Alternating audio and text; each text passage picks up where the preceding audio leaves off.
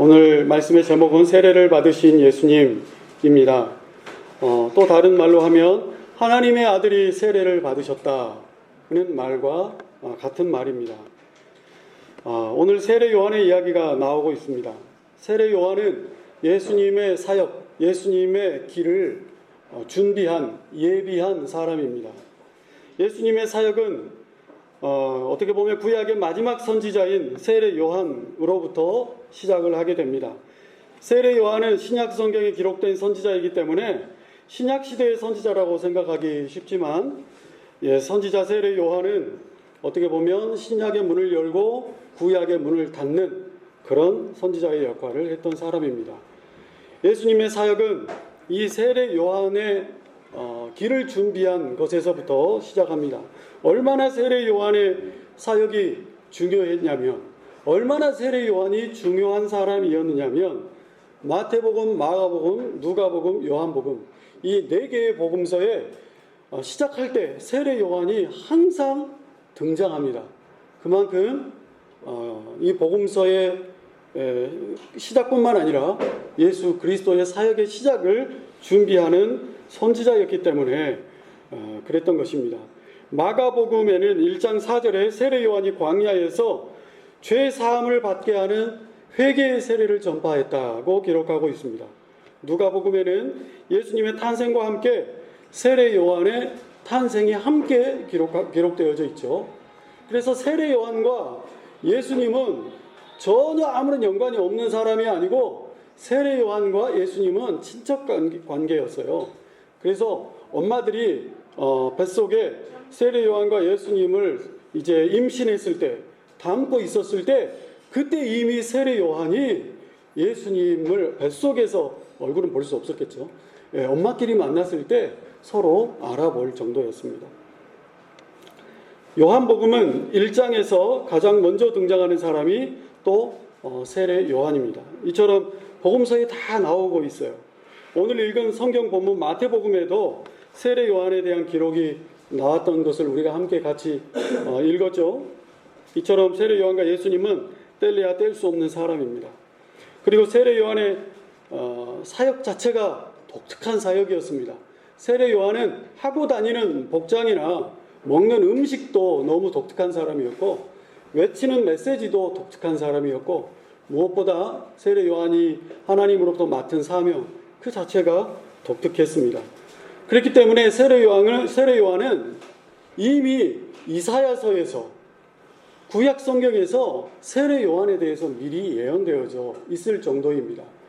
세례 요한이 무슨 사역을 하고 세례 요한이 어떻게 사역을 할지 구약 성경에서 세례 요한에서 말하고 있는데, 이사야 40장 3절에 보면 외치는 자의 소리여 이르되 너희는 광야에서 여호와의 길을 예비하라, 사막에서 우리 하나님의 길을 평탄케 하라, 이런 말씀이 나와요. 그래서 우리는 이 말씀, 이사야서 말씀을 보면 세례 요한을 떠올릴 수가 있는 것입니다. 세례 요한은 광야에서 사람들에게 너희는 주의 길을 준비하라, 너희는 회개해라 라는 메시지를 던지는 선지자였습니다. 왜 회개하는 것이 예수님의 사역을 준비하는 것일까요? 왜 주의 길을 준비하는 것이 세례 요한의 메시지와 관계가 있는 것일까요?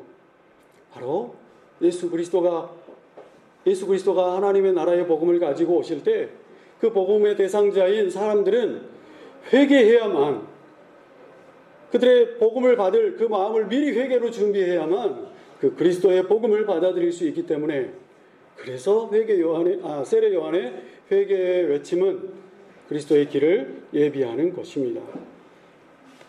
세례 요한의 외치는 이 메시지는 매우 놀라운 것이었죠.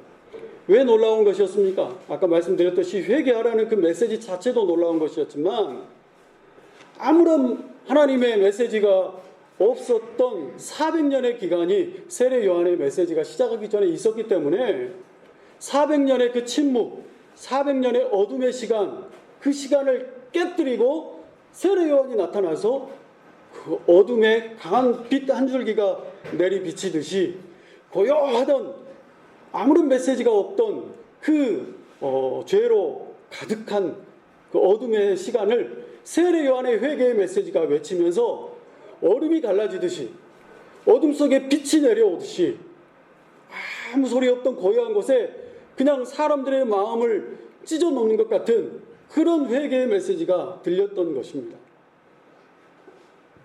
세례 요한이 오기 전에 말라기 선지자가 그 선지자의 사역을 마치고 나서 세례 요한까지는 400년의 암흑의 시간이 있었습니다.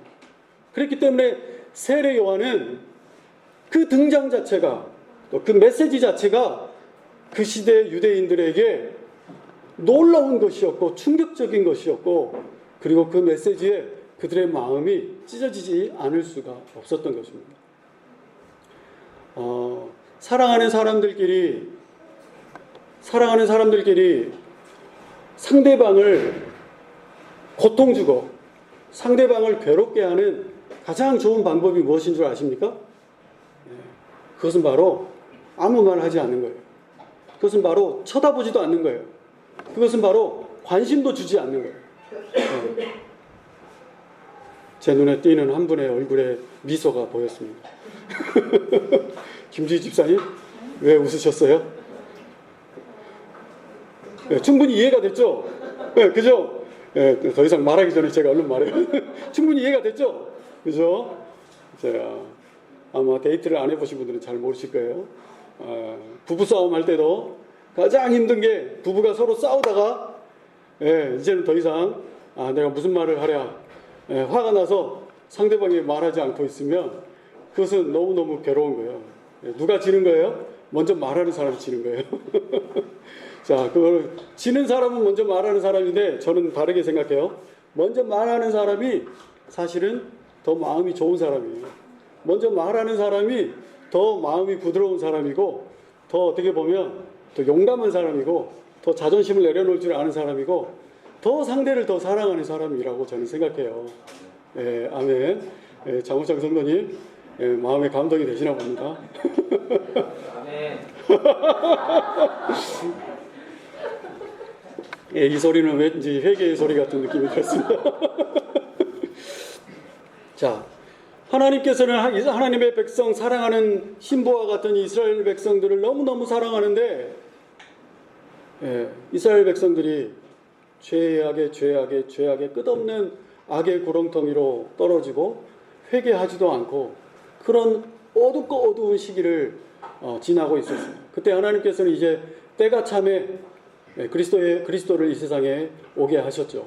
하나님 나라의 복음을 그리스도를 통해 이 땅에 전하게 하시고, 이제는 모든 죄를 해결하는 그리스도 자신의 아들을 보내주셨습니다. 그때 그 전의 시기, 새벽에 해가 뜨기 동트기 전이 가장 어둡다고 하죠. 그것처럼 구약시대 마지막 400년의 어두움의 시기가 있었는데, 그때 새벽에 닭이 울듯이, 해가 비치기 전에 닭이 울듯이 세례 요한이 주의 길을 준비하는 메시지를 전파한 것입니다. 하나님께서 세례 요한을 통해서 먼저 아직 죄악 가운데 돌이키지 않은 이 백성들이 가득 차 있음에도 불구하고 세례 요한을 통해서 먼저 말을 거시는 거예요. 먼저 메시지를 주시는 거예요. 그런데 그 메시지가 어떤 메시지예요? 내가 너를 사랑한다. 그런 메시지가 아니고 회개해라. 그런 메시지예요. 그러나 그 메시지는 사랑이 담긴 메시지이고, 하나님의 관심과 사랑과 하나님의 긍휼하신 헤세드의 메시지가 그 회개의 메시지 속에 있는 것입니다.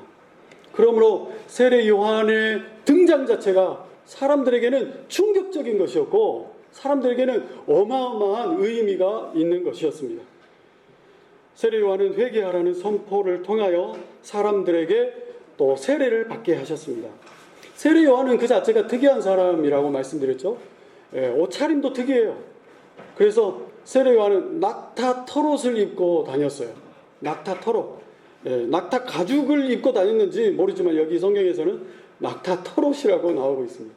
혹시 낙타 보신 적 있나요? 낙타 보신 적 있나요? 낙타 보신 적이 아마 텔레비에서 다 안 보셨어요? 텔레비에서 보셨잖아요. 혹에 하나 있는 낙타도 있고 2개 있는 낙타도 있죠.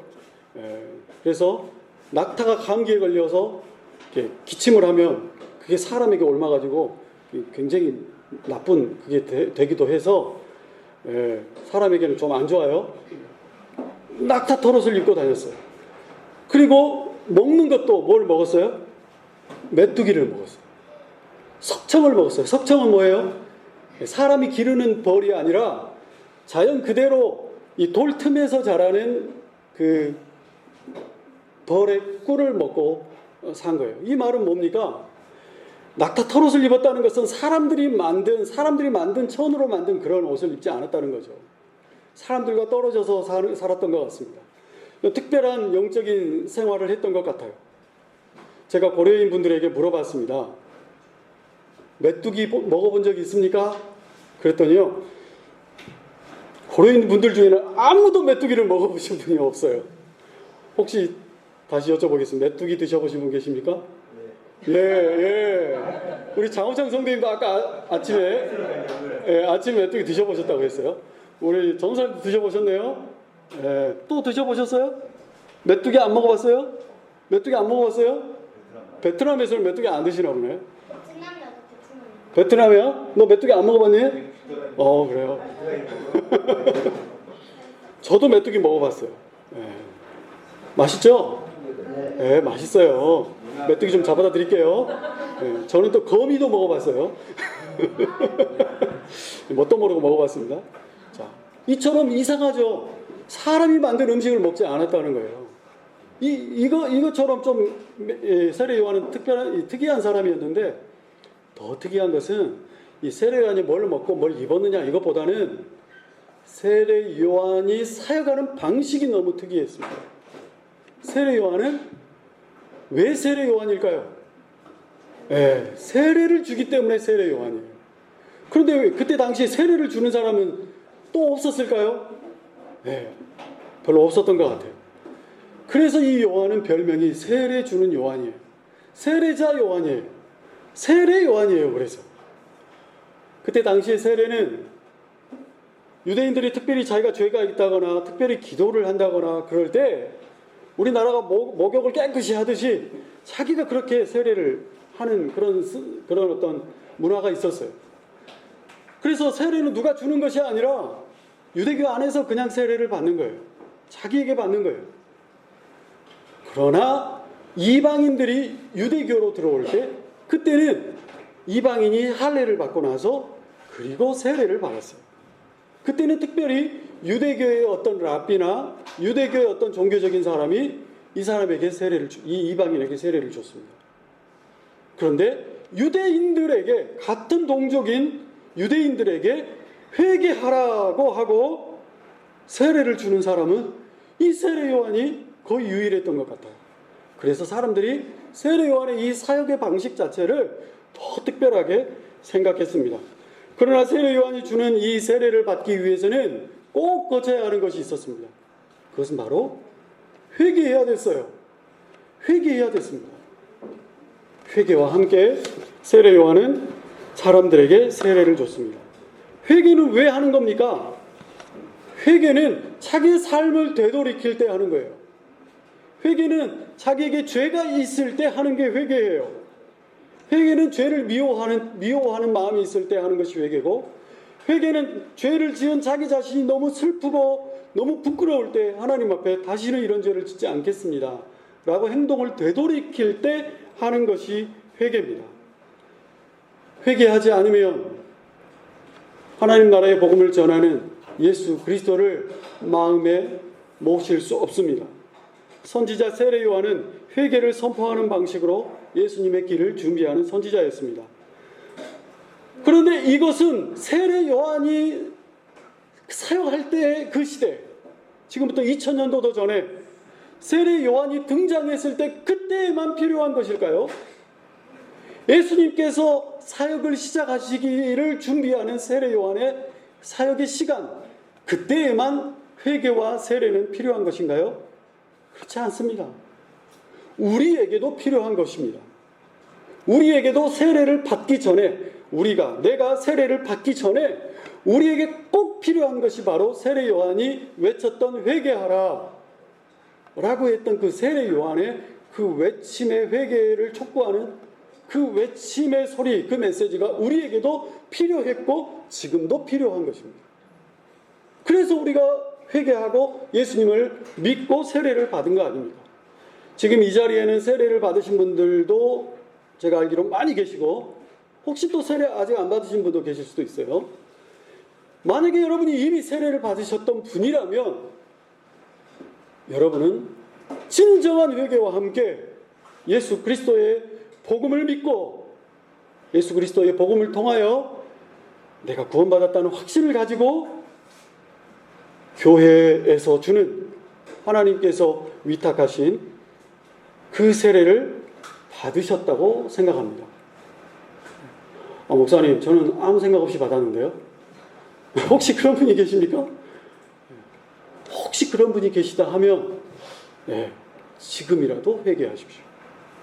그리고 그 마음 가운데 예수 그리스도를 진심으로 영접하시고 그리스도께서 원하시는 성경 말씀에 기록된 그 명령대로 날마다 순종하며 우리가 살아가기를 주님의 이름으로 부탁드립니다.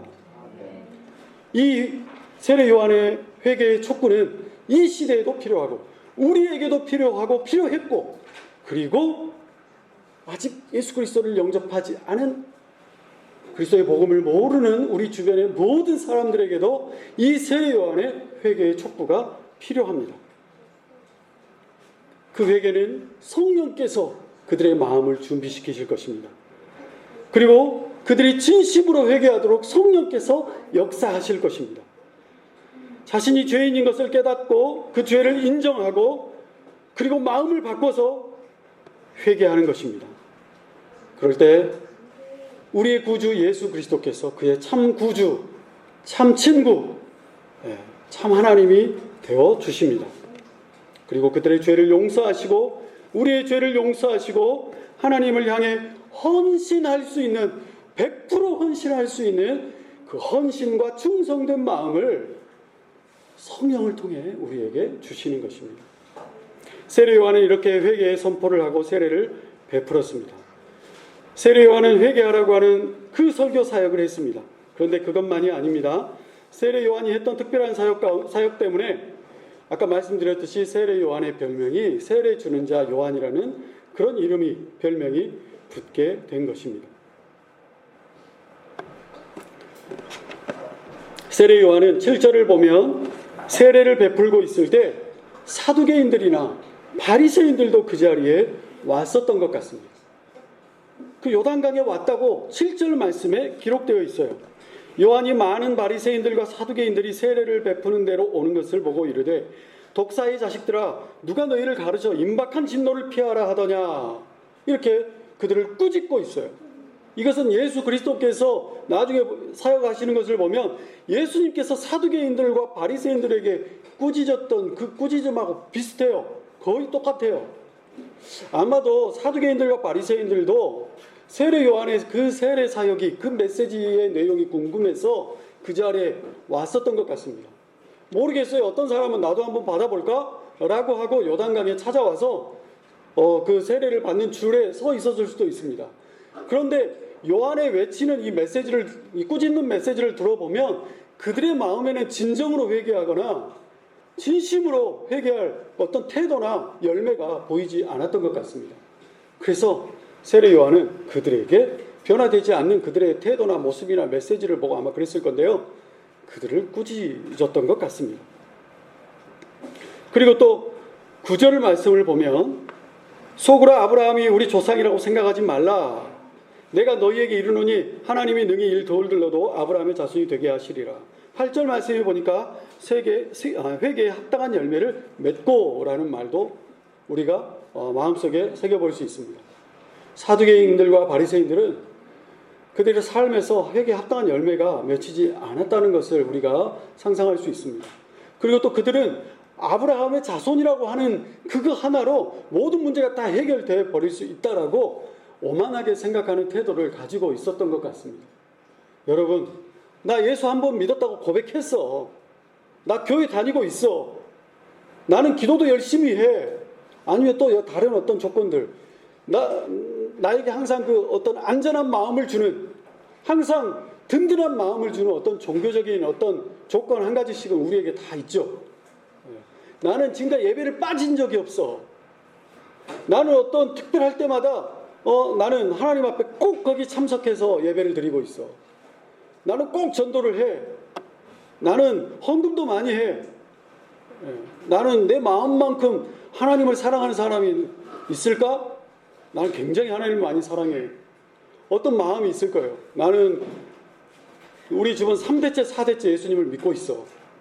나는 어떨 때는 흔들릴 수 있지만 나는 우리 부모님 할머니가 열심히 나를 위해서 기도했기 때문에 나는 언제든지 다시 복음으로 돌아올 수 있어. 이런 어떤 안전장치들을 우리는 항상 한 가지씩 이상은 가지고 있기 때문에 그것 때문에 신앙이 흔들리지 않을 수도 있지만 어떨 때는 그것 때문에 교만하고 그것 때문에 시험이 들고 어떨 때는 그것 때문에 오히려 하나님의 사랑이 나에게 진심으로 박히는 것을 방해하는 그런 갑옷이 나쁜 갑옷이 될 수도 있는 것입니다. 세례 요한은 그것을 꾸짖었습니다. 그런데 이런 꾸짖음은 나중에 보면 예수 그리스도의 복음의 메시지 속에서도 항상 이런 책망과 꾸짖음이 있다고 하는 것을 우리는 발견하게 됩니다. 세례 요한은 회개를 촉구하면서 세례를 베풀었습니다. 그것은 성령과 불로 베푸실 예수 그리스도의 세례를 미리 보여주는 것이고 가르쳐주는 것입니다.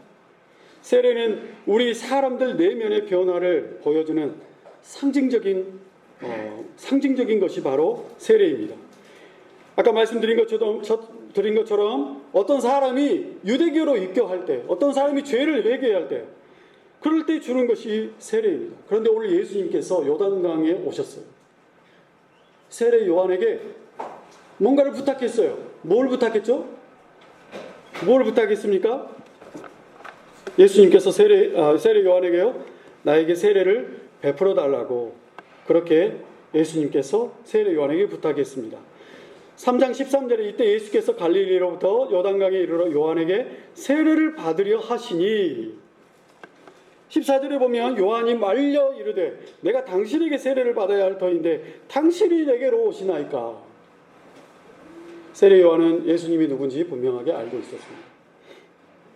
15절에 예수님께서 말씀하십니다. 예수님께서 대답하여 이르시되 이제 허락하라. 우리가 이와 같이 하여 모든 의의를 이루는 것이 합당하니라. 그렇게 말씀하셨어요.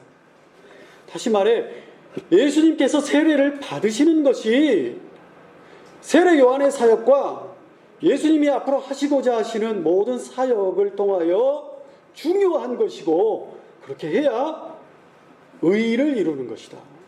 그 말씀입니다. 여러분, 예수님이 세례 받을 필요가 있으십니까? 예수님께서 회개해야 할 필요가 있으신가요? 전혀 없으십니다. 예수님은 회개해야 할 죄가 없으세요. 예수님은 세례를 받으실 필요가 없어요.